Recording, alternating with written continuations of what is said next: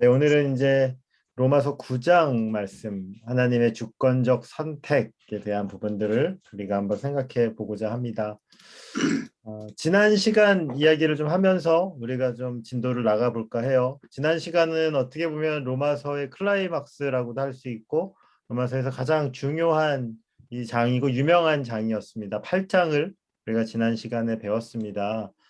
지난 시간에 어떤 주제였습니까? 성령님에 관한 내용들을 우리가 함께 살펴보았죠. 성령님이 오시기 전에 실은 우리 모든 인간은 누구랑 결혼한 상태였어요?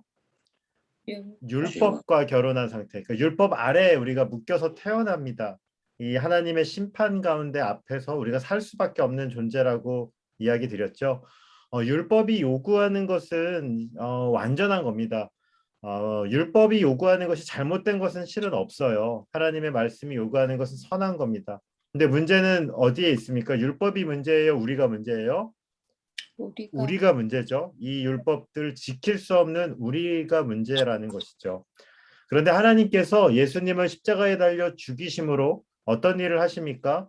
그 예수님의 십자가의 죽이심을 그 내 안에 들어오게 하는 거죠. 그래서 갈라디아서 2장 20절이 내가 그리스도와 함께 십자가에 못 박혔다 그래요. 그러니까 예수님의 죽으심이 실은 그 예수님의 죽으시는 그 죽음이 나에게 적용이 되는 거예요. 그래서 우리는 예수님의 죽음과 함께 실은 묶여 있었던 율법과의 결혼이 깨어지는 겁니다. 이미 예수님의 죽음으로 이 율법이 요구하는 그 사형은 예수님이 다 당하신 겁니다. 그래서 우리는 율법과 헤어지고요. 성령 하나님, 우리가 예수님을 믿을 때 그 결혼으로 말미암아 성령님이 내 안에 오시게 되는 거죠. 예수님의 십자가 죽음을 이제 믿은 사람은 율법과 헤어진 거예요. 예수님의 죽음의 값으로 지불한 거고요. 우리가 예수님과 결혼한 겁니다. 그게 우리가 십자가를 믿을 때 일어난 일이에요. 우리는 잘 알지 못할지라도 실은 우리가 복음을 믿는 순간 성령 하나님이 내 안에 계셔서 나와 함께 하고 계시죠. 성령님이 내 안에 계셔서요. 우리는 성령님하고 어떻게 살아야 하는가 이걸 배워야 됐죠. 그게 바로 지난 시간의 내용이었습니다. 영으로서 무엇을 죽여야 돼요?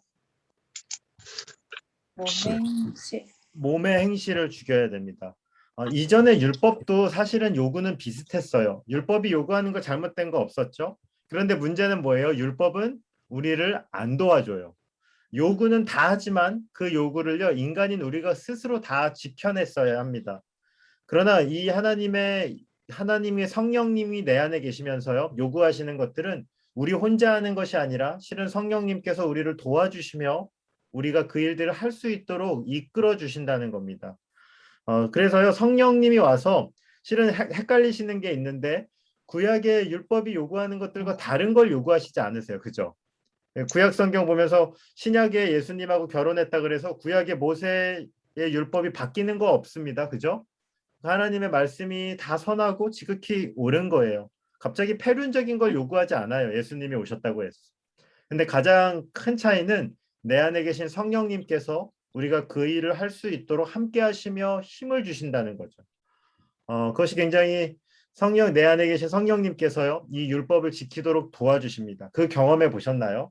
신앙생활 하시면서. 이걸 이렇게 경험해 보셔야 되는데 이게 물론 우리가 뭐 말씀으로 아는 거지만 내 안에 성령님이 계셔서 때로는 죄를 지을 때 이게 불편함 느끼시나요? 이 성령이 충만하면요 그런 거죠. 내가 뭔가 죄 지을 때 하나님 말씀에 어긋나는 일을 할 때 불편해야 되는데 막 기쁘시나요? 그러면 안 되는데요.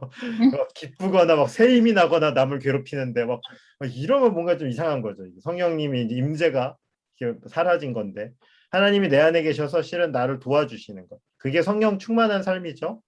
이제 성령님이 나를 이끄시면서 그 일들을 하십니다. 그리고 이 성령님은 언제까지 그 일을 하세요? 우리의 죽음의 순간까지, 우리의 영화까지 그 일을 이루신다는 거죠. 예정하시고 불러주시고 그리고 그 하나님이 확신을 갖고 우리를 끝까지 책임져 주세요. 그게 로마서 우리 지난 시간 8장의 후반부 하나님께서 이제 그 사랑의 고백을 하시죠. 너무 유명한 고백이잖아요. 우리 로마서 8장 31절부터 보면 막 하나님의 사랑에 대한 찬미를 한단 말이죠. 왜 합니까? 하나님께서 우리를 향한 확신이 있어요. 구원의 확신은 우리가 가진 게 아니라 그랬죠. 우리를 향해서 하나님이 확신하고 계세요. 합력하여 선을 이룬다. 이 선이 뭐예요? 우리의 죽음의 순간까지 하나님께서 우리를 붙잡고 가셔서 우리의 영화까지 이루신다는 거죠. 그래서 이 하나님의 사랑의 고백이 우리를 향해 택한 자녀들을 향해 있는 겁니다. 그래서요. 그래서 되게 감격스럽죠. 로마서 8장 후반부를 쫙 읽으면요. 너무 이렇게 은혜가 됩니다. 하나님의 사랑이 얼마나 큰지 그 어느 것도 우리 예수 그리스도의 사랑에서 끊을 수 없다라고 하나님 아예 선포를 하세요. 너 내 자녀잖아. 성령이 너희 안에 있잖아.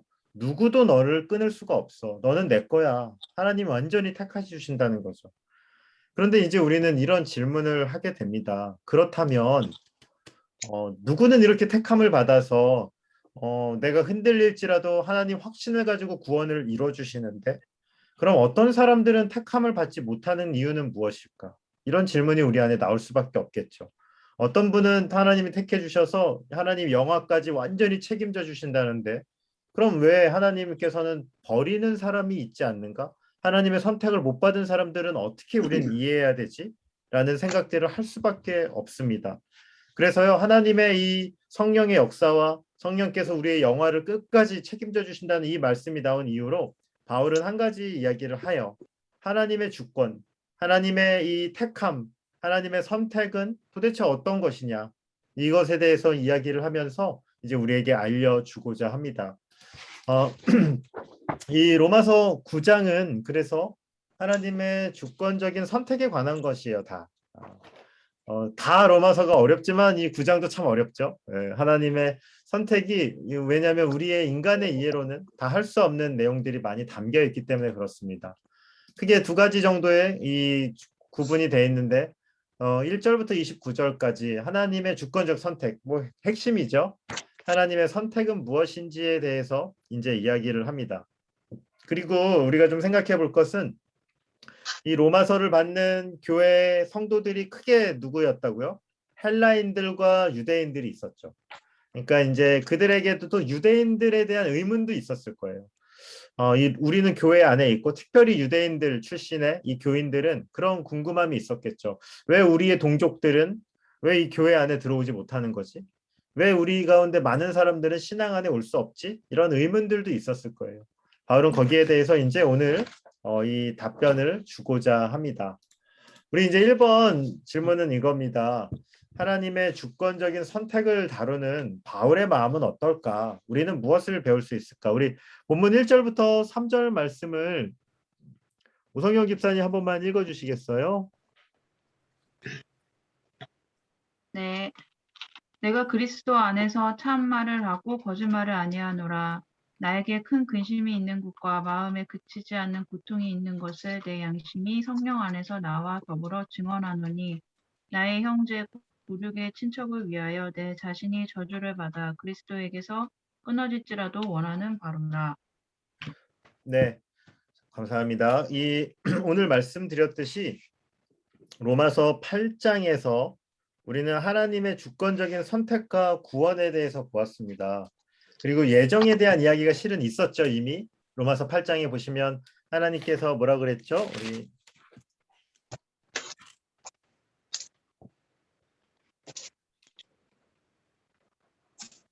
하나님이 미리 아신 자들을 뭐 이렇게 이야기하는 거 들으셨죠? 미리 정하신 그들을 부르신 그들을 의롭다 하시고. 그렇죠. 하나님이 미리 아신 자들이 있고 예정하신 자들이 있었습니다. 그래서 그들에게 끝까지 하나님이 너희들의 편이 돼서 너희의 구원을 이룰 거다. 영화까지 내가 책임지겠다라고 얘기했어요. 하나님의 사랑에서 아무도 끊을 수 없다라고 얘기했죠. 그럼 이런 질문이 나오는 겁니다. 그렇다면 예정에 없는 사람도 있어요, 하나님? 선택받지 못하는 사람도 진짜 우리 인생 가운데 있습니까? 우리 옆에 있는 우리의 가족들 중에 누구누구, 내가 사랑하는 친구 중에 누구누구, 이 사람은 버려진 겁니까? 라는 질문이 나올 수밖에 없겠죠. 그래서 우리는 자연스럽게 생각하게 됩니다. 선택이 있다면 무엇이 따라와요? 예, 버려지는 게 있겠죠. 그죠? 선택이 있다면 유기도 있습니다. 유기라는 말을 쓰는데 유기가 있습니다. 그래서 이 교리는 저는 굉장히 어려운 고리예요. 왜냐하면 우리가 흔히 얘기하는 하나님의 성품, 또 하나님의 그 사랑과 또 하나님의 그 끊을 수 없는 그 우리를 향한 그 열정과 사랑, 이 모든 것들과 뭔가 대척점에 있는 것처럼 느껴지기 때문에 그렇죠. 그런데 이 교리를 다룰 때 우리가 정말 중요한 게 있는데 이 교리는 우리의 지적인 지식을 자랑하는 거나 또 하나님의 악함이나 하나님의 무정함을 말하는 그러한 교리가 아니에요, 실은. 이 교리 앞에 우리가 가져야 될 가장 중요한 자세가 무엇이냐면 아픔이 있고요. 또 영적인 갈망이 있다는 거죠. 우리 이 교리를 시작하는 바울의 마음을 이렇게 한번 좀 보셨으면 좋겠어요. 이 선택이라는 주권을 다루면서 바울이 뭐라고 얘기하는 것. 우리 아까 전에 읽었지만 나에게 큰 근심이 있고 내 마음에 고통이 있고 심지어는요 내가 끊어지더라도 저 사람들이 구원받을 수 있으면 얼마나 좋을까. 우리 민족이 하나님의 선택 가운데 있으면 얼마나 좋을까라는 바울의 그 진실한 고백이 있어요. 저는 이것이 거짓이 아니라고 생각합니다. 지금 시대와는 달리 유대인의 사람들, 바울의 그 혈통을 가진 사람들은 실은 복음과 가장 대척점에 서 있었습니다. 실은 지금 시대도 유대인들이 우리 복음과는 가장 멀리 있는 사람들이 되어버렸죠. 바울은요, 이것이 유대인으로서 굉장히 아픈 거예요. 오늘 근심이라고 말하고 또 고통이 있다고 말하고 때로는 바울조차 이해할 수 없는 면들이 있다는 것들을 우리 구장을 보면서 보게 됩니다. 내가 유대인들을 위해서 내가 저주를 받았어도 좋겠다. 내가 그리스도에게 끊어져도 괜찮지 않나라는 말을 할 정도로 이 하나님의 주권을 다루는 바울은요 겸손하고 그 마음에 아픔이 있습니다. 그래서 우리가 좀 생각하면 이런 생각을 좀 하셨으면 좋겠어요. 하나님의 선택과 이 유기, 이 선택된 자들에게 있어서는 감사와 영원한 하나님의 찬양의 제목이지만 그렇지 못한 자들을 향해서는요, 이 우리가 영적인 갈망을 갖게 만드는 교리가 바로 이것입니다. 자칫하면요, 우리가 영적인 교만에 빠질 수 있어요. 이 교리를 오해해서. 하나님이 나를 택해 주셨으니까 나는 좀 괜찮은 사람이지.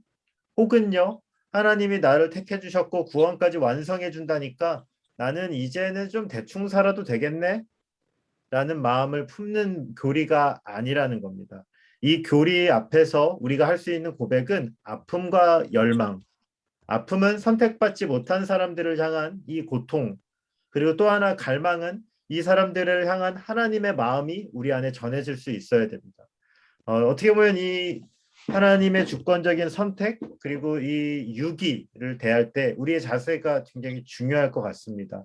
바울이 1절부터 3절까지 고백했던 이 마음들이 우리 가운데 좀 있으셨으면 좋겠어요. 네. 우리 2번 질문입니다. 이스라엘 사람들의 특권은 무엇인가? 우리 4절부터 5절을 지영자매님 한번 읽어줄래요?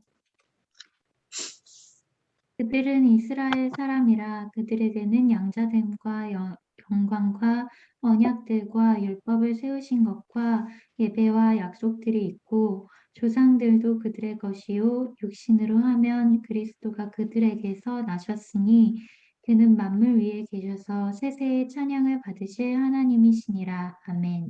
네, 감사합니다. 바울은요, 이스라엘 사람들의 실은 특권이 있었다라고 얘기합니다. 어떤 특권들이 있었는지 한번 쭉 살펴봤는데요. 첫 번째는 양자됨. 양자됨은 어떤 걸까요? 그들이 하나님께서요, 애굽에서 그들을 구원하실 때, 실은 하나님께서 그들을 입양합니다. 하나님의 백성으로 품어주시죠. 그렇죠. 그 이스라엘 백성들을 모세를 통해서 이렇게 인도하시는 그 출애굽의 장면들을 좀 생각하시면 좋을 것 같습니다. 영광이라는 단어도 나오는데 이스라엘 백성들이요 그 하나님이 구원해 주시고 하나님의 영광이 그들과 항상 함께 하십니다. 물론 영광은 여러 뜻이 있는데 이스라엘 백성들은 가장 가깝게 하나님의 영광을 어디서 보냐면요 성막과 성전에서 그 임재하시는 하나님의 임재를 그들이 직접 눈으로 보는 민족들이었죠. 그리고 또 어떤 것이 있었어요? 언약이 있었는데요. 언약은 무엇입니까? 이 하나님께서 그들의 조상들과 맺었던 것입니다. 우리 아브라함이 기억나시죠? 아브라함 언약. 창세기 12장에 언약이 있었고요. 15장에 언약이 있었고요. 그리고 뭐 이스라엘 조상들을 향해서 하나님이 많은 언약들을 주세요. 그래서 내가 어떠한 약속들을 통해 너희들을 인도할 것이다라는 언약들을 그들이 알고 있습니다. 또 율법은 뭐예요? 대표적으로 모세를 통해서 하나님께서 이 율법의 말씀을 주시죠. 계명을 주십니다. 그리고 또 이스라엘에 어떤 특권들이 있습니까? 예배. 하나님께서 그 율법을 통해서 우리 보셨겠지만 율법을 통해서 그들의 죄성들을 드러나게 하시고 실은 구약에서도 이따 얘기하겠지만 믿음으로 구원을 받죠. 그래서 내가 죄가 있다라고 깨닫는 사람들은 그 이제 동물들을 가져와서 제사를 드립니다. 그리고 하나님께 예배하고 하나님을 찬양하는 이 귀한 전통들이 그들에게 있었습니다. 또 약속들, 이 약속은 무엇일까요? 하나님께서 선지자들을 통해서 또 여러 예언자들을 통해서 이스라엘에게 많은 약속을 주시고요. 회복과 구원의 말씀을 주시고요. 또 실은 구약의 선지자들 메시지만 잘 보더라도 우리 그리스도에 대한 그 예언들이 굉장히 많다는 것을 알 수 있죠. 그리고 조상들도 있습니다. 여기에 이제 조상들이라고 말하는 것은요. 아브라함, 이삭, 야곱과 같은 이 족장들을 이야기한다라고 볼 수 있을 것 같아요. 언약의 조상들, 그들의 이 성경에 나오는 가장 유명한 사람들이 유대인들입니다. 우리는 너무 다른 나라 사람 이야기 같지만 실은 유대인들이 볼 땐 되게 가까운 거예요. 아브라함, 뭐 이삭, 야곱들이요. 우리 친척이라고 말할 수 있는 거죠. 그것들이 얼마나 큰 기쁨이 되겠습니까? 유대인들의 특권은 또 여러 가지 많이 있는데 우리 로마서 3장 혹시 기억할까요? 그들이 하나님의 무엇을 맡았다라고 알려줬는데 로마서 3장에 이거를 기억하시면 말씀.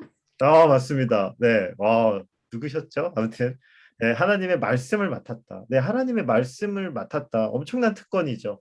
실은 많은 특권들이 있습니다. 유대인들에게. 저는 이게 사실 되게 부럽거든요. 제가 신학교 가서 공부하려니까 너무 힘들더라고요. 헬라어하고 그 히브리어 배우는데요. 굉장히 힘들더라고요. 언어가 참 약하다는 생각들을 많이 해봤습니다. 영어는 관사가 2개잖아요.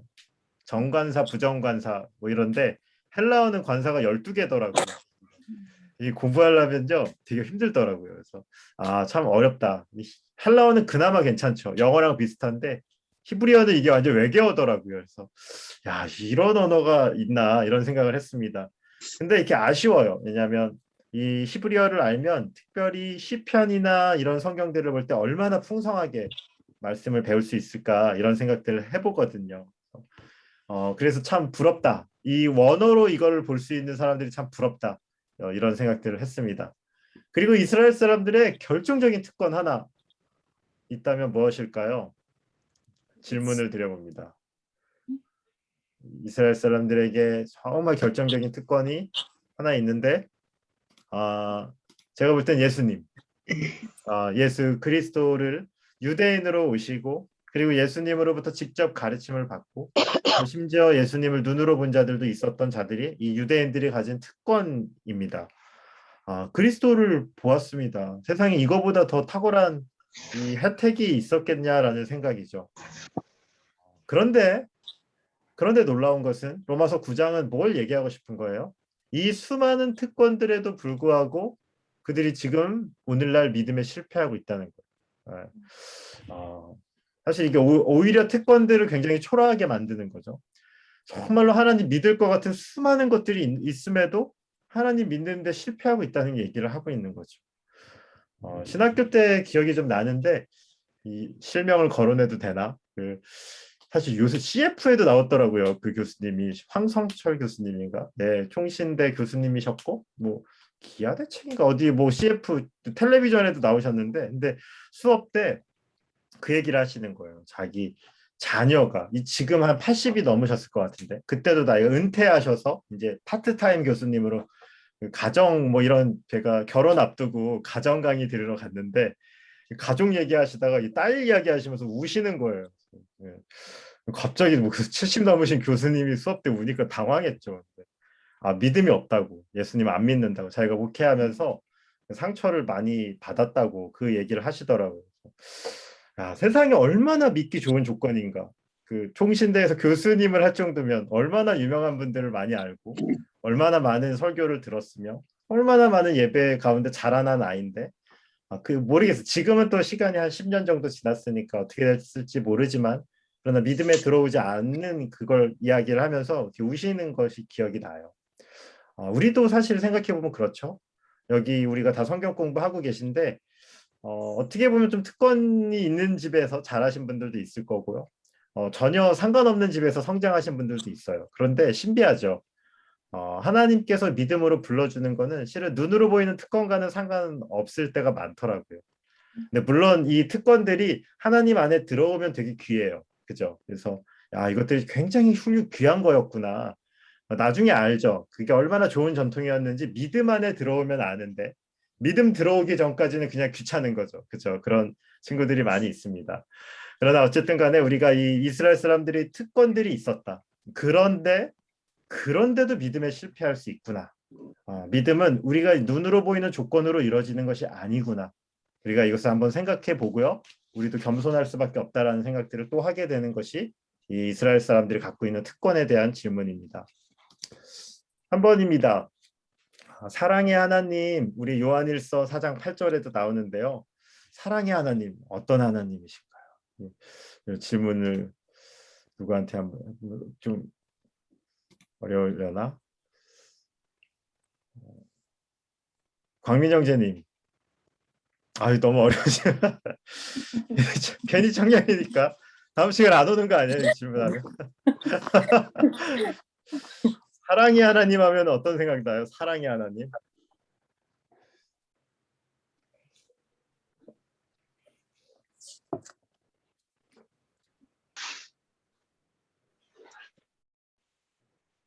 넘어갈까요? 네, 넘어가겠습니다. 이 다음 시간 안 오면 안 돼요. 네. 다음 시간 안 오면 삐져나는 거라. 네, 제가 생각해도 어려운 질문이에요. 내가 생각해도. 사랑의 하나님은 어떤 하나님이신가요? 왜냐하면 이게 질문이 그냥 쉬운 게 아니잖아요. 그리고 에서를 미워하였다는 말씀을 우리는 어떻게 이해하면 좋을까? 사랑의 하나님이시라는데 미워했다는 표현과 이게 하나님의 성품이 맞는 건가? 그렇다면 우리의 구원은 또 어떤 것이 때문에 이루어진 것일까? 이런 질문을 해봤는데요. 우리 남태현 집사님 본문 13절부터 15절 한 번만 읽어주실래요? 예. 기록된 바 내가 야곱을 사랑하고 에서는 미워하였다 하신 것 같으니라. 그런즉 우리가 무슨 말을 하리요? 하나님께는 불의가 있느뇨? 그럴 수 없느니라. 모세에게 이르시되 내가 긍휼히 여길 자를 긍휼히 여기고 불쌍히 여길 자를 불쌍히 여기리라 하셨으니 아멘. 네, 감사합니다. 네, 우리 여기 기본적으로 사랑의 하나님이라는 표현도 참 교회에서 많이 쓰죠. 근데 너무나 쉽게 우리가 또 쓰는 표현인데 그런 하나님의 주권적인 선택 앞에서도 우리는 사랑의 하나님이 맞나라는 고백을 드릴 수 있나 이런 생각을 한번 해보게 됩니다. 왜냐하면 우리는 이런 하나님의 버려짐, 유기 뭐 이런 것들에 대해서 생각하지 않았을 때 편하게 고백했던 건데 하나님이 택하지 않는 사람들도 있는데 그런 하나님이 선하신가요? 라는 이야기를 우리가 하게 돼보는 거죠. 어떠세요? 만약에 하나님의 선택을 받지 못하고 또 멸망하는 사람이 있는데 그런 하나님은 선한 하나님이실까요? 한번 이렇게 혼자 한번 생각해 보셨으면 좋겠습니다. 일단 여기 이 표현은 한번 생각해 볼 필요가 있는데 에서를 미워하였다라고 쓰여져 있는 표현이 있는데 일단 이 미움이 우리가 누구를 미워했다라는 표현하고는 좀 달라요. 그래서 성경에 하나님께서 이 감정을 나타내시는 표현들이 있거든요. 이게 창세기 할 때도 우리가 좀 다뤘던 적이 있는데 기억하실지 모르겠어요. 하나님이 뭐 인간 만든 걸 후회했다라든지 하나님이 뭐 어떻게 딱 아파했다 뭐 이런 막 질투했다 이런 표현들이 있는데 그거는 인간의 모습처럼 어떤 것들을 느꼈다. 그러니까 성경을 읽는 사람들이 이해하기 위해서 쓰는 거지. 실제로 하나님이 우리 수준의 감정을 느꼈다라는 표현은 아니에요. 그래서 신인 동영론인가요? 그게 그 문법이 있는데 그런 표현법이다라고 말씀드리고 싶고요. 그리고 특별히 이런 구절들은 좀 조심해야 되는데 이게 뭐냐면 이 히브리 언어 문법 중에 대조법이에요. 그래서 뭐예요? 잘 보시면 13절에 내가 야곱은 어떻게 한다고요?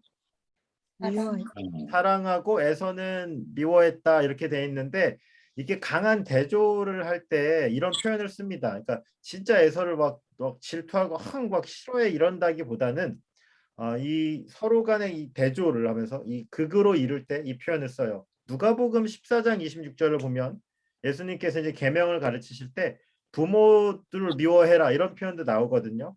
근데 문자 그대로 이 부모를 미워하라는 게 아니에요, 이건. 그러니까 부모님보다 우리 하나님의 나라를, 예수님을 더 우선시하라는 표현을 쓸 때 그것들을 강화하기 위해서 이런 표현을 쓰는 거지. 뭐 에서를 미워했다 그래서 하나님이 우리 수준으로 쟤는 진짜 죽어야 돼 뭐 이렇게 받아들이면 안 된다는 거죠. 그래서 이 13절에 미워했다는 것은 미워했다라기보다는 하나님께서는 야곱을 택하고 에서는 택하지 아니했다라고 이제 보면은 될 겁니다. 일단 그렇게 23절을 이해하시면 됐고요. 그럼 더 중요한 것은 이거예요. 왜 야곱은 택하고 에서는 미워했을까? 지영자매님 왜 그랬을까요?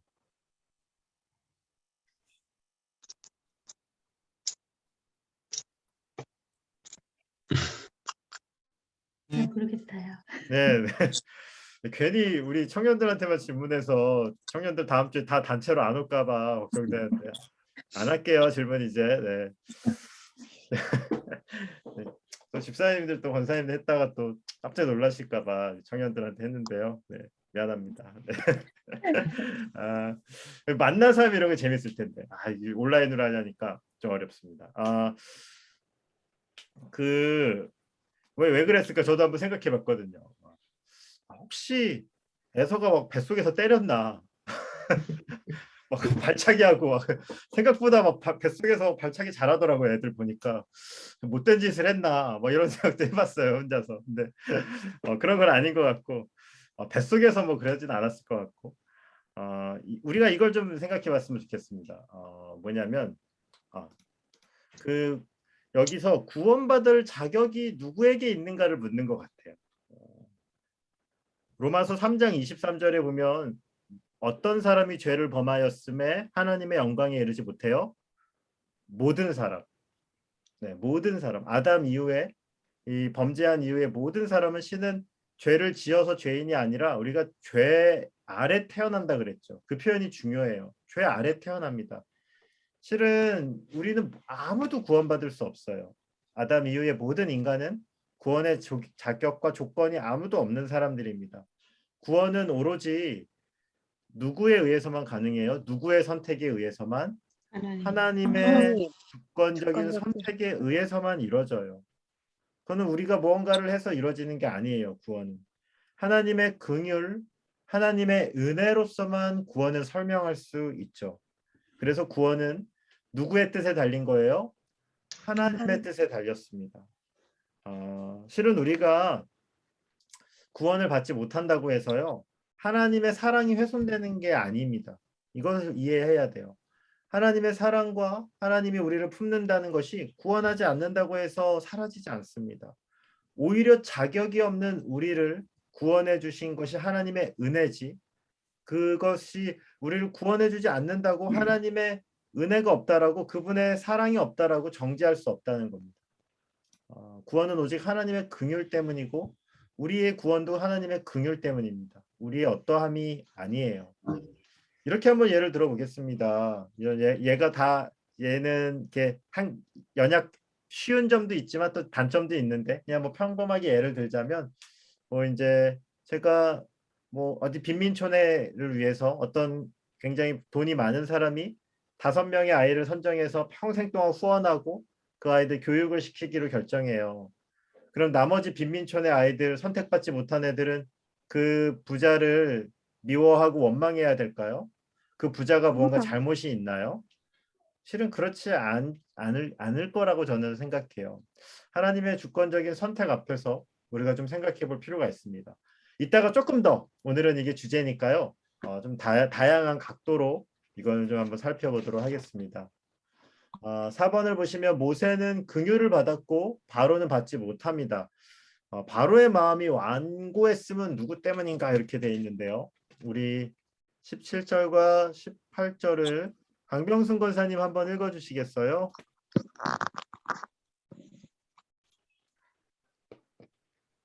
(17절) 네, 17절과 18절입니다.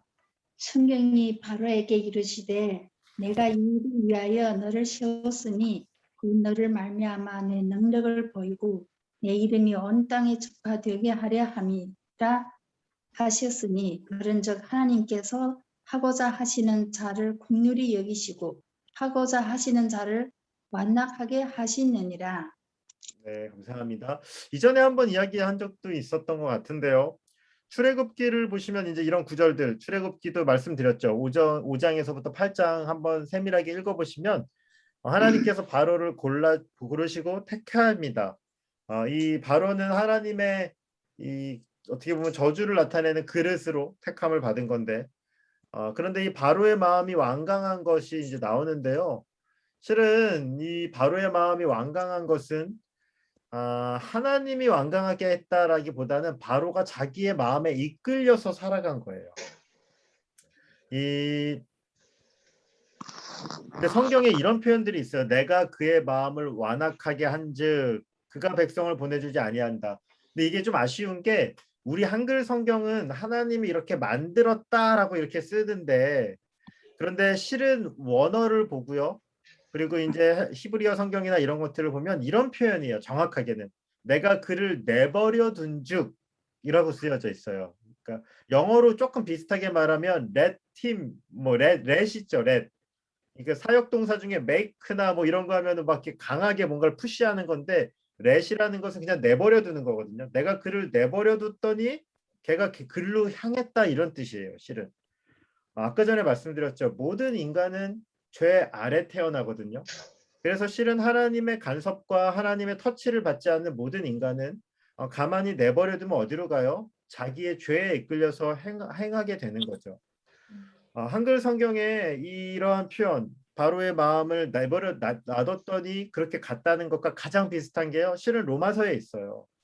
로마서 1장 28절 말씀. 혹시 광민 형제님 성경 있어요? 로마서 1장 28절 한 번만 읽어줄래요?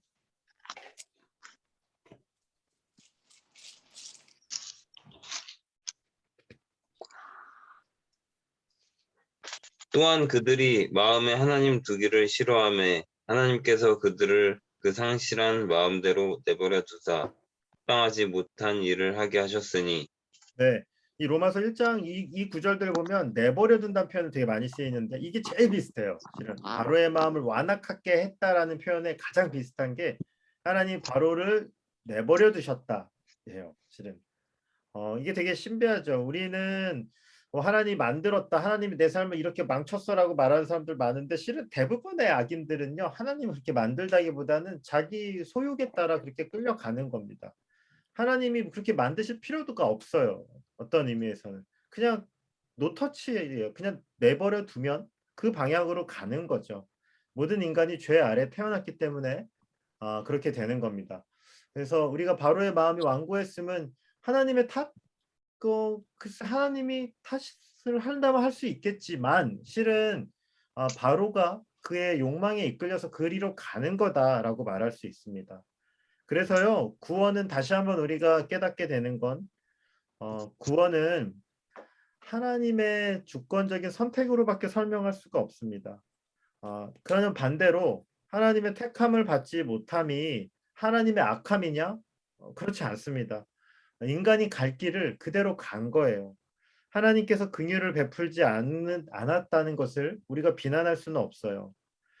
다른 일을 지원하지 않는, 그러니까 하나님께서 긍휼을 베풀지 않았음을 우리는 비난할 수는 없습니다. 실은 이 바로의 마음이 완고했고 바로의 마음이 죄 가운데로 향했다는 것은 우리 모두에게 적용할 수 있어요.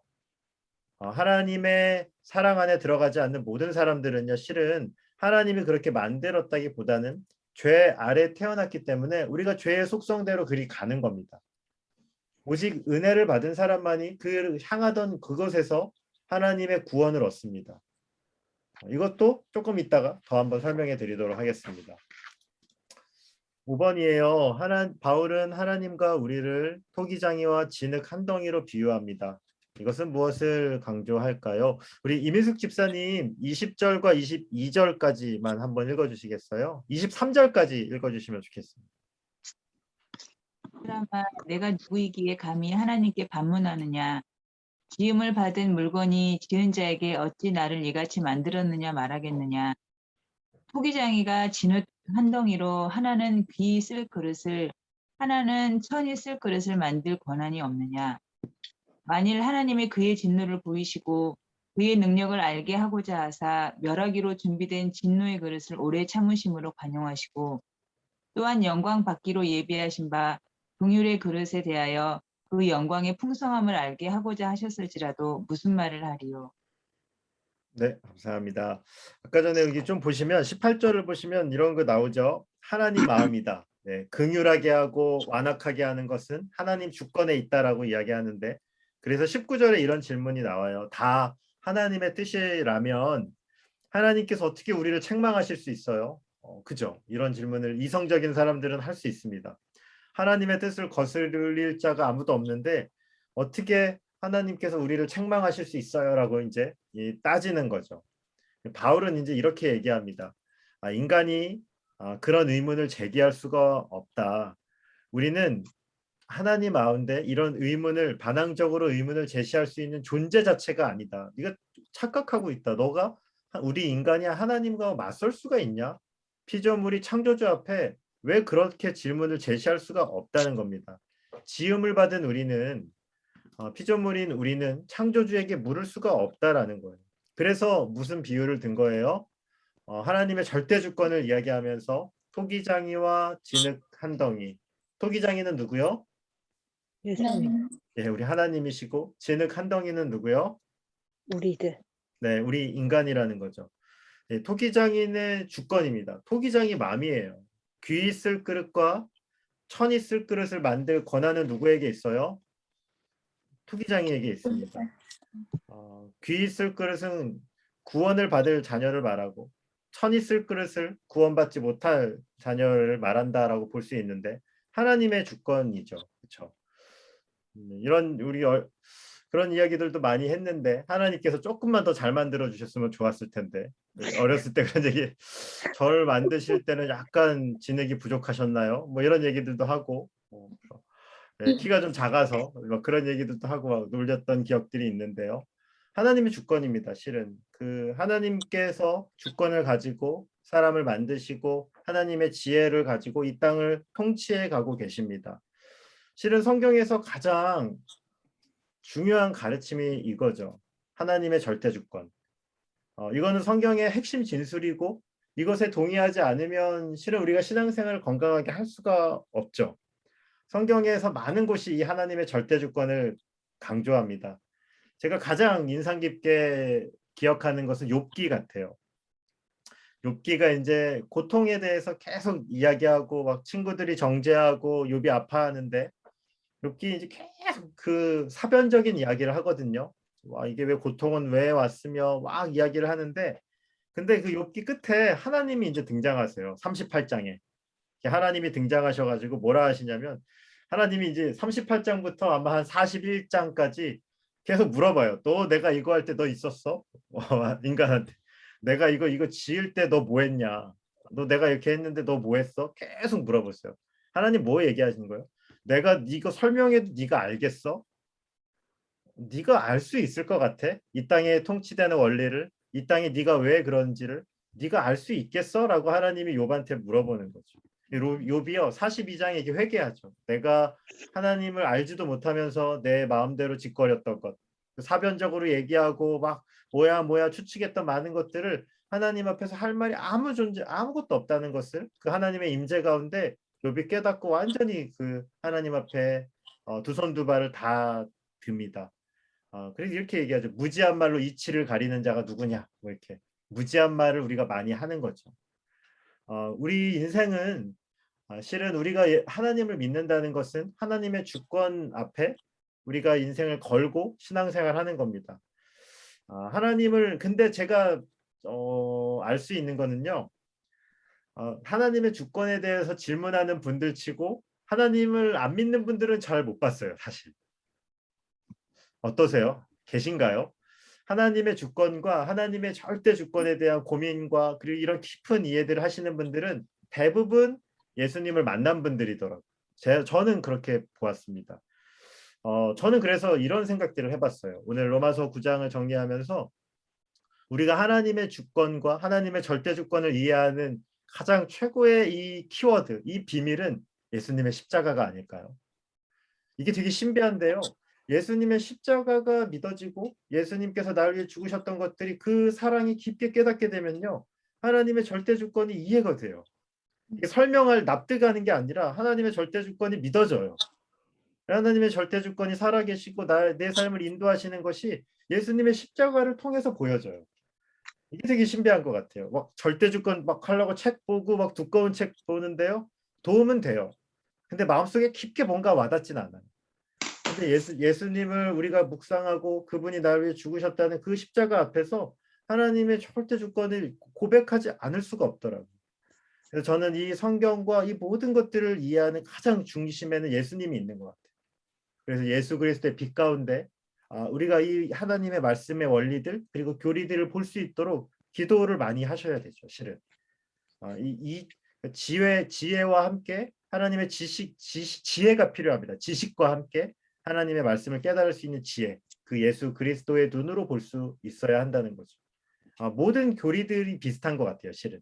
그래서 우리 예수 그리스도를 통해서 그 교리의 문이 열릴 수 있도록 우리가 좀 생각해 보셨으면 좋겠고요. 특히 이 하나님의 주권, 선택과 유기를 바라보실 때는 이 예수님의 십자가가 정말로 필요하다. 그래서요. 대부분 안 믿는 친구들 중에 하나님의 주권 막 얘기하잖아요. 되게 믿을 가능성이 높은 친구들이에요. 다 몰라요. 이런 얘기 하는 것 자체가 나 좀 복음을 좀 알려줘 이런 친구들이에요. 사실. 하나님의 선택하지 않았다면 안 믿는다며 뭐 이러면서 시비 거는 친구들 혹시 있으신가요? 대학교 다닐 때 좀 막 그런 친구들 있잖아요. 그러면요 마음이 실은 되게 열려 있는 친구들. 오히려 전도할 수 있는 가능성이 높은 거예요. 아직 준비 안 된 분들은 관심도 없습니다. 실은 하나님의 주권이니 선택이니 유기니 관심이 없어요. 어찌 보면 여러분들 가운데 그걸 물어보는 분이 계시다면 정말로 나를 복음을 알려달라고 어떻게 보면 얘기하는 분일지 모르겠어요. 그러니까 진지하게 기도하면서 복음을 좀 전해주셨으면 좋은 분들이 아닐까. 저는 좀 그랬거든요. 제 주위에는 그랬었는데 어떠신지 모르겠습니다. 뭐 그런 생각들을 해봅니다. 이제 뒤에 이스라엘의 불신 이제 뒤에 후반부 내용을 잠깐 보려고 하는데요. 6번입니다. 유대인과 이방인이 의를 얻는 방법은 같습니까? 다릅니까? 우리 30절과 32절 말씀을 이민숙 집사님 지금 읽으셨던가요? 제가 네, 그러면은 우리 김혜정 집사님 한번 부탁드립니다. 30, 32절이야. 네, 30절부터 32절. 그런즉 우리가 무슨 말을 하리요? 의를 따르지 아니한 이방인들이 의를 얻었으니 곧 믿음에서 난 의요.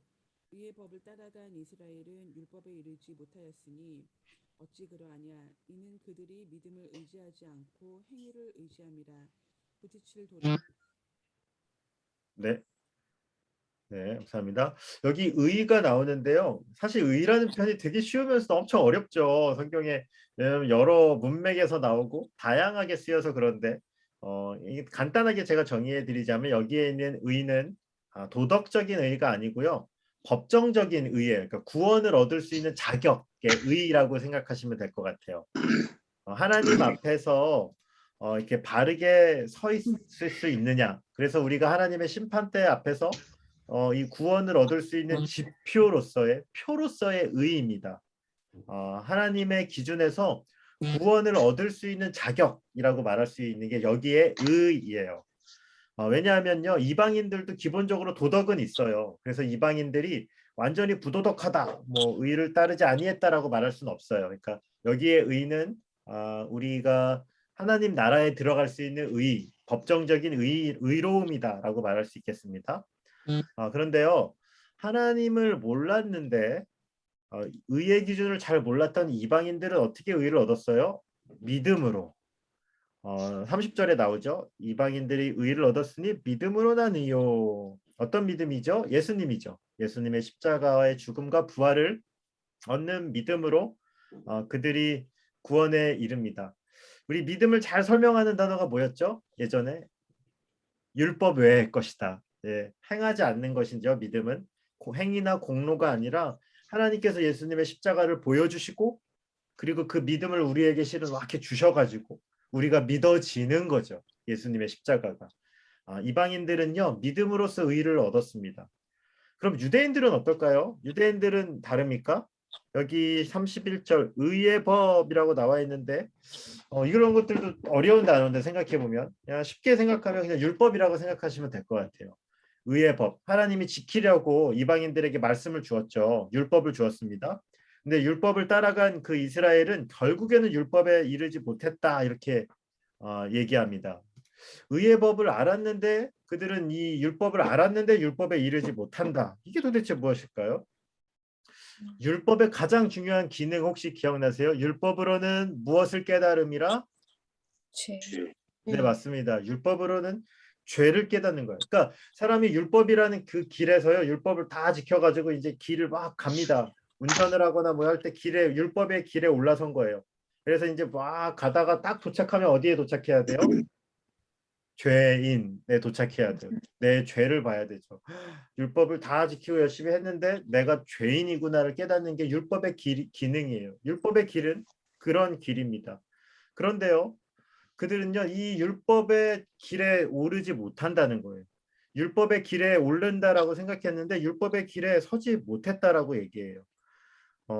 그들은 믿음을 의지하지 않습니다. 무엇을 의지했어요? 행위를 의지했어요.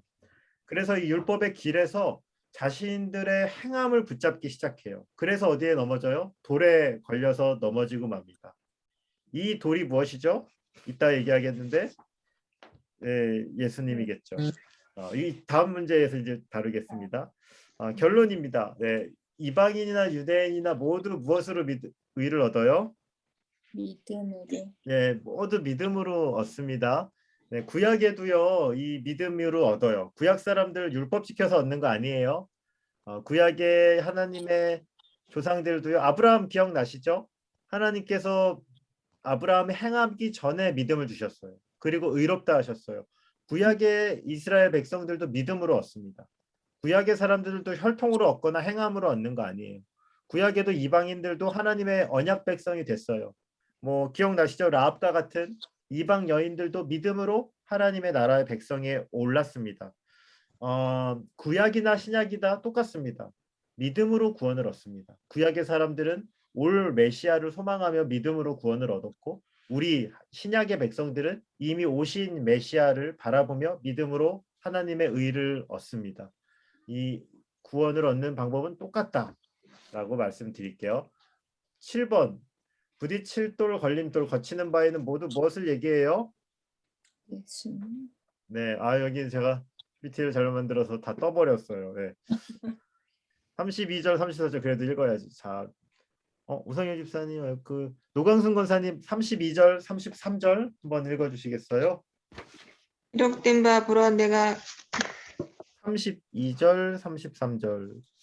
어찌 그러하냐 이는 그들이 믿음을 의지하지 않고 행위를 의지함이라 부딪힐 돌에 부딪혔느니라. 기록된 바 보라 내가 걸림돌과 거치는 바위를 시온에 두노니 그를 믿는 자는 부끄러움을 당하지 아니하리라 함과 같으니라. 아멘. 네, 여기 이 돌 뭐 너무 쉽죠? 부딪힐 돌, 걸림돌, 거치는 바위 누구예요?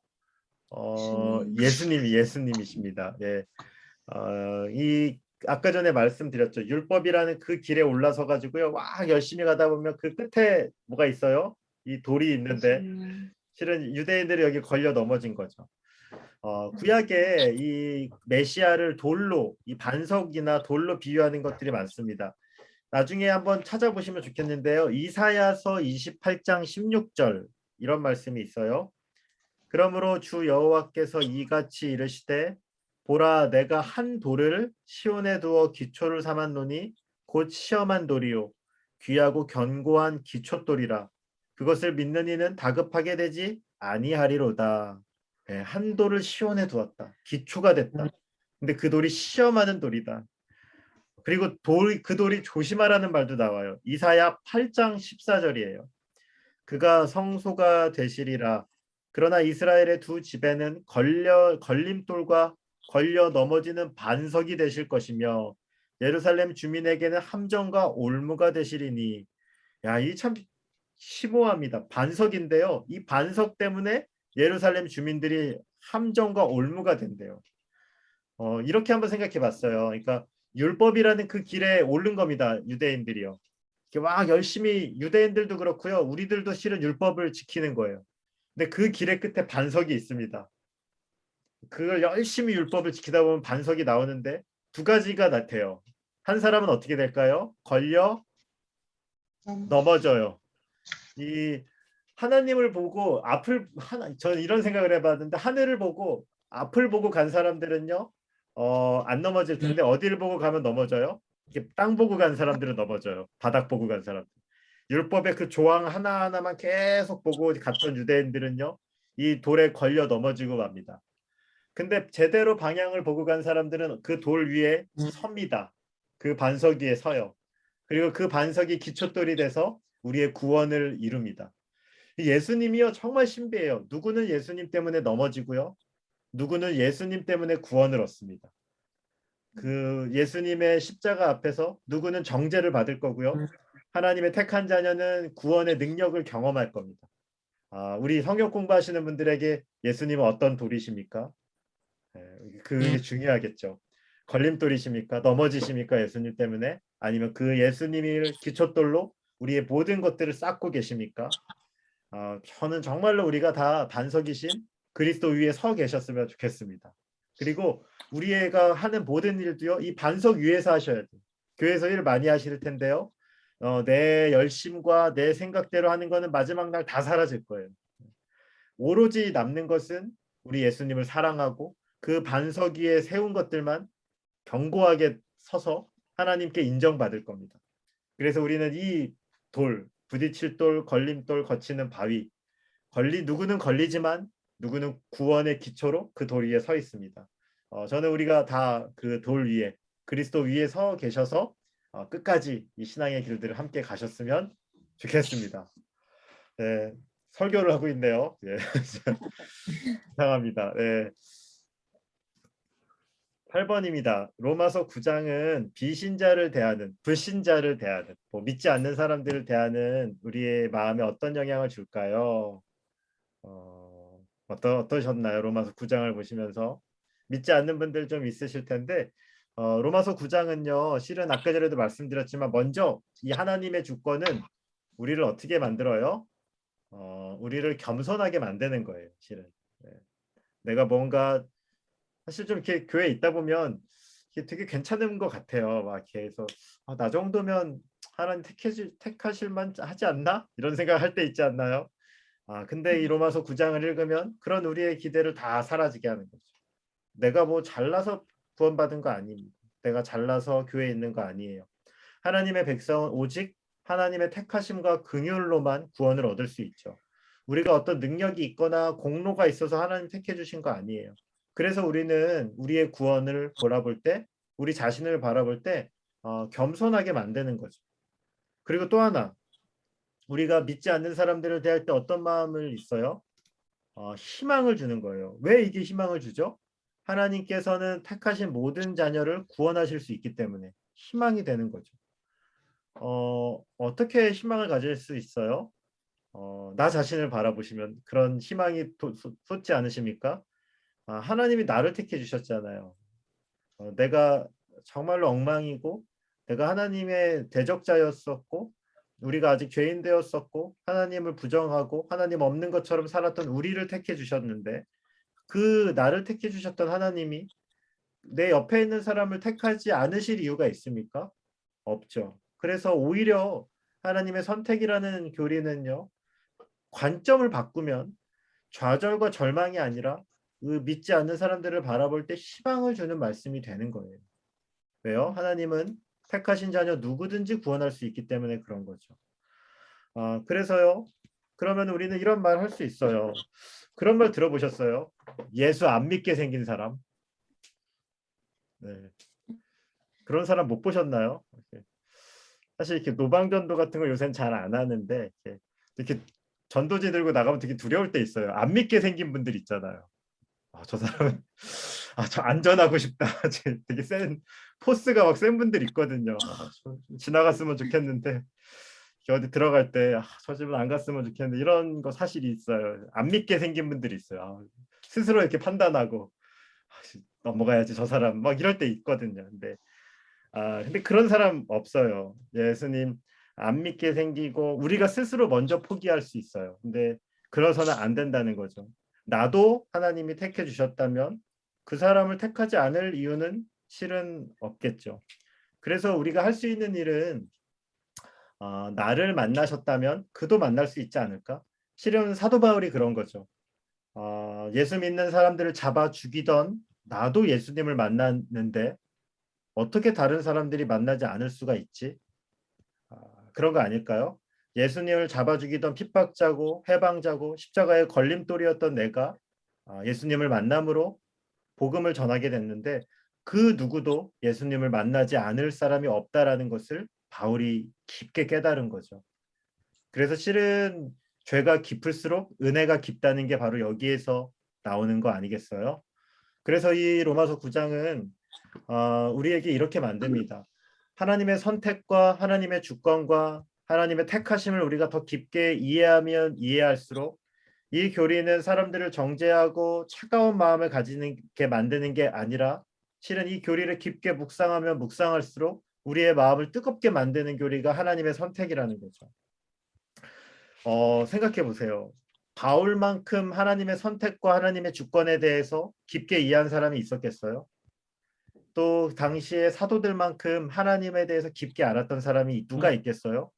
그런데요, 사도들만큼 하나님의 복음을 열심히 전했던 사람은 또 있어요? 하나님이 저 사람 택하고 우리는 안 택하고 하나님 저 사람은 택하고 어떻게든지 하실 거 아니야 이렇게 안 살았잖아요. 하나님의 선택과 하나님의 주권을 정말로 알았지만 인생을 어떻게 드렸죠? 자신의 전 인생을 들여서 하나님이 택한 사람들을 찾아나는데 그 온 인생을 쏟았던 자들이 바로 그 사도들의 삶이었고 그리스도인들의 삶 아니겠습니까? 그래서 우리가 이 교리 하나님의 택함과 하나님의 주권을 깊게 깨달으면 깨달을수록 우리가 갖게 되는 마음은 하나님의 말씀을 전할 수밖에 없게 만든다는 거죠. 이것은 우리의 마음을 차갑게 만들거나 하나님을 잔인하게 만드는 것이 아니라 오히려 복음을 전할 수 있는 그 동기와 그 힘을 주는 말씀이라는 거죠.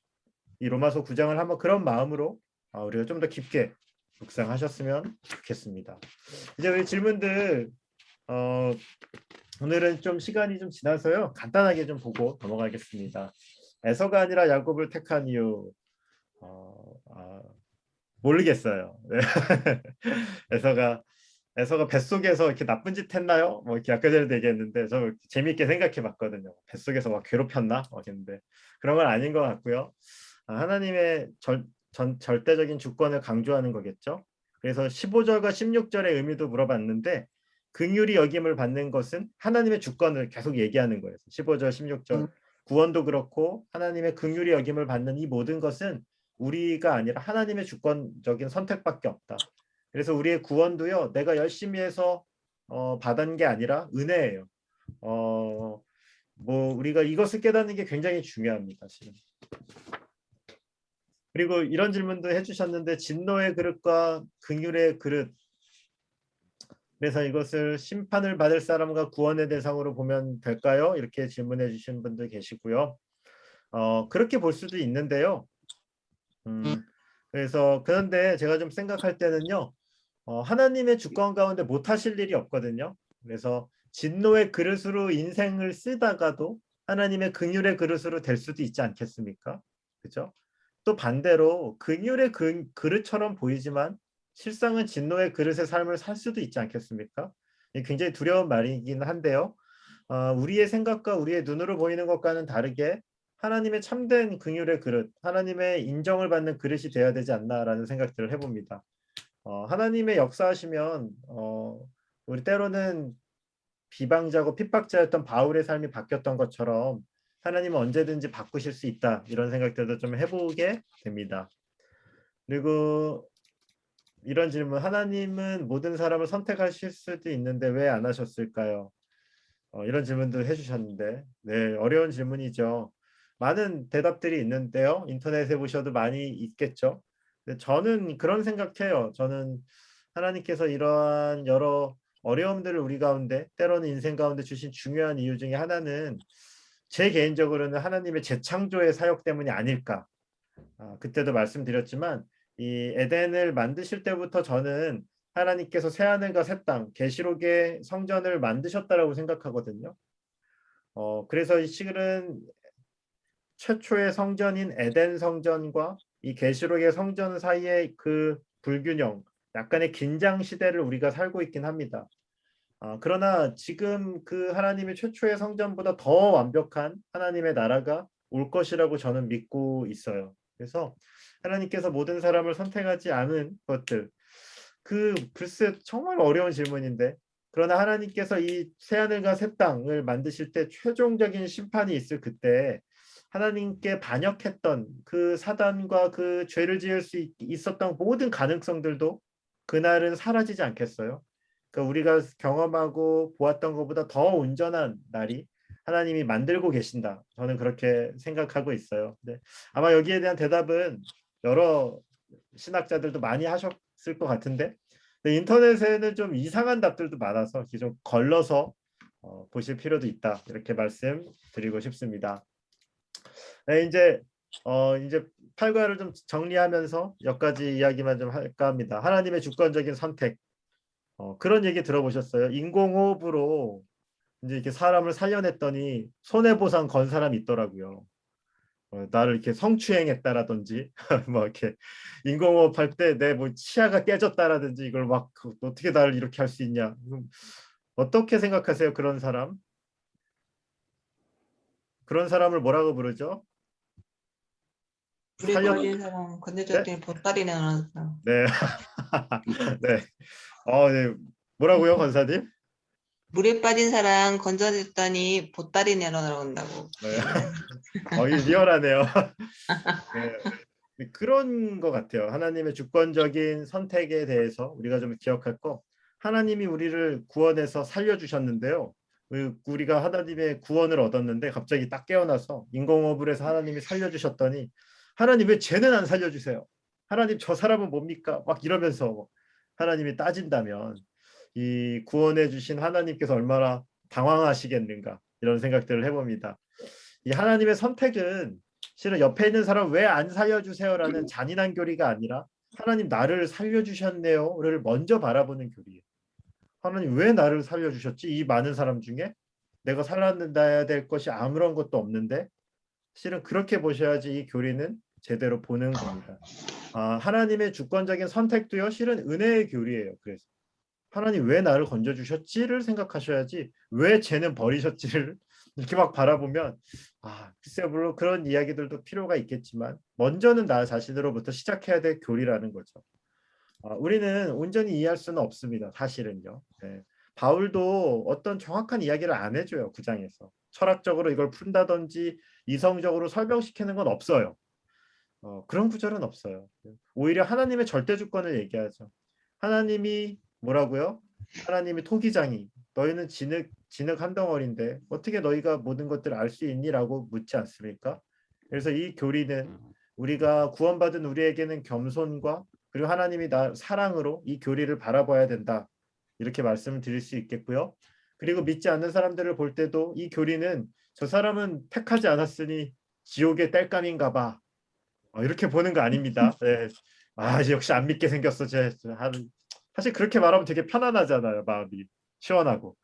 쟤는 안 택했어. 막 이러면서 배제시키고.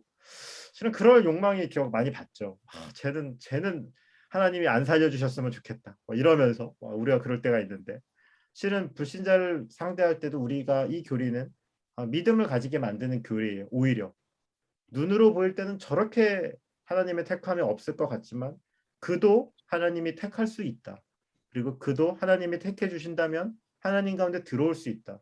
그래서 이 교리는 포기하거나 희망을 버리는 교리가 아니라 우리 저 예전에 교회는 나이 든 권사님들이 많아서 아이고 그놈의 자식 안 믿을게요 맨날 그러셨거든요. 하나님이 안 택했나 봐 그 소리 많이 들었는데 그런 교리가 아니고요. 오히려 우리가 겸손하게 하나님의 은혜를 구하게 만드는 교리입니다.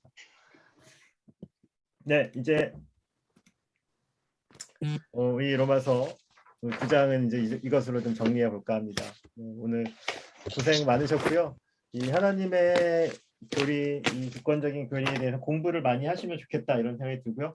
이 책을 제가 다 읽지 못했어요. 근데 이게 잘 쓴 것 같아요. 제가 보니까 하나님의 예정과 선택이라는 하나님의 이 주권적인 선택과 그런 것들에 대해서 쉽게 쓴 책 같아요. 그래서 한번 읽어보셔도 큰 도움이 될 거라 생각합니다. 저는 한 30% 정도밖에 못 읽었는데 이렇게 많이 도움을 좀 받았습니다. 그래서 한번 이렇게 읽어보셔도 유익하다 이런 생각이 듭니다. 네.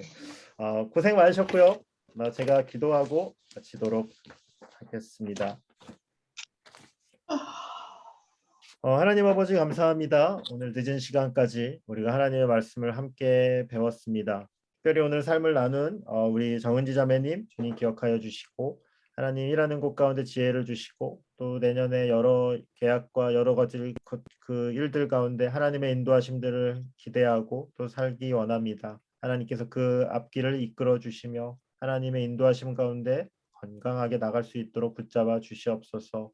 하나님 또 이영민 집사님도 기억하여 주시고 하나님 그 가정 가운데 하나님의 인도하심과 또 특별히 자녀들을 향한 하나님의 계획과 하나님의 택하심과 그 사랑을 더 깊게 만나며 나아갈 수 있는 이영민 집사님 가정 되게 하여 주시옵소서.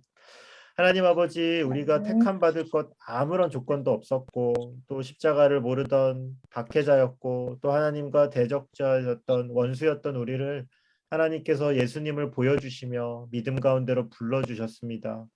하나님께서 택하지 않으셨다면 일어날 수 없는 일임을 고백하기 원합니다. 하나님의 이 주권적인 선택 앞에 우리는 겸손히 믿음을 들여 살게 하여 주시고 하나님 우리 주위에 믿지 않는 자들이 너무나 많이 있습니다. 하나님 그들도 하나님이 택하신다면 얼마든지 믿음 안에 들어올 수 있습니다. 우리 가운데 이 아버지의 믿음을 주시옵소서. 그리하여 하나님 정말로 사도들이 그 인생을 들여서 복음을 전하며 하나님의 택하신 자녀들을 불렀던 것처럼 우리의 한 인생도 그렇게 쓰임받아 하나님의 복음을 전하며 그 기쁨을 나눌 수 있는 통로 될 수 있도록 주님 부족하지만 우리를 사용하여 주시옵소서. 감사드리며 우리 구주 예수 그리스도 이름으로 기도드립니다. 아멘. 수고하셨습니다. 네, 감사합니다. 네, 고생하셨습니다.